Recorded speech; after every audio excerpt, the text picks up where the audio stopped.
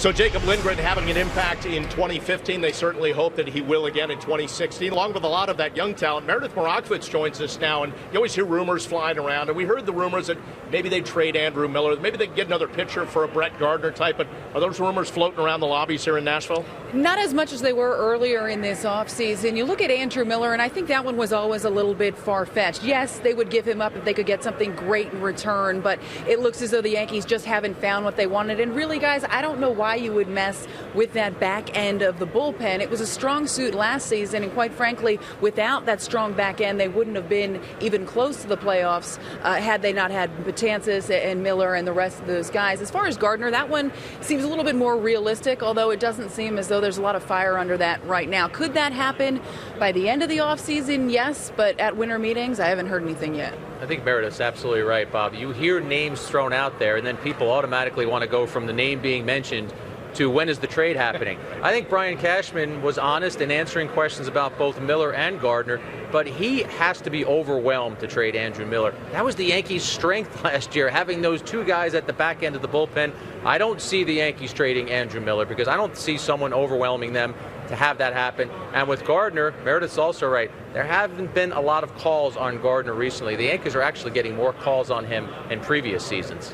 Yeah, I mean, if the Yankees really wanted to accomplish their goal, which is to keep their best young players and see what they get from them for a lot of prime years at a low cost, they're going to keep those guys out of trade conversation. So, mentioning a guy like Miller or a guy like Gardner is really just the guys who have trade value, who are reasonable contracts for this market that a lot of teams can afford and who are still pretty good. So, if they are locked into not trading a lot of guys, those are the few guys who might bring back something in return. And as far as Gardner goes, if that happens, it's going to take a while because there's such a backlog of free agent outfielders out there. You might find a team that had their sights on an Alex Gordon or a Justin Upton or a Cespedes, and they didn't get him, and they still have that hole. Then they come back to the Yankees and say, "What about Gardner?" But right now, those teams are still trying to explore that stalled outfield free agent market. Let me just throw a name out there as Drupal Cabrera. We heard that today.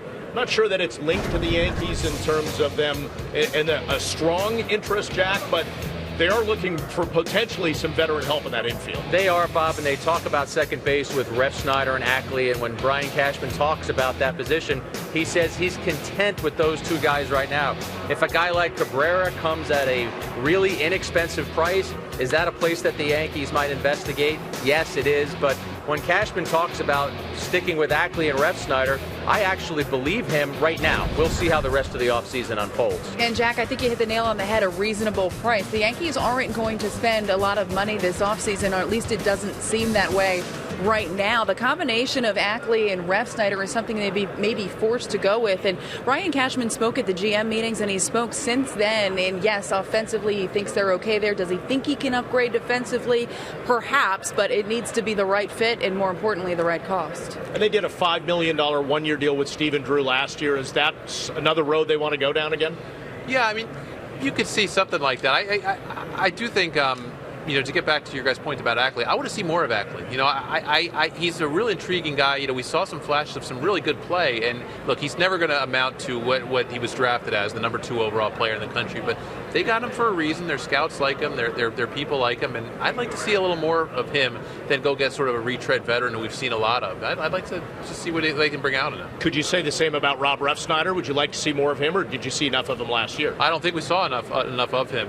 Certainly, though, Ackley, I think, just comes with that higher profile in terms of maybe there being something in his past that they can unlock. And certainly Refsnyder has a lot of good things too. But I'm just a little more intrigued to see what Ackley really has after the disappointment he had in Seattle. And the one thing we have to remember, and we're here, so we're part of promoting and hyping it. If a team doesn't make a move in the next few days, the offseason's far from over. There's still a lot of time to make things happen. And in talking to a couple people connected with the Yankees, they said, listen, sometimes patience works in your favor, and we're talking about some of these other second base options. Well, what if one of those guys that's out there on the free agent market doesn't have a deal and suddenly the price goes down? That's why I say with the Yankees, I don't see them tampering with that Ackley Refsnyder right now. Let's see how the rest of the offseason goes.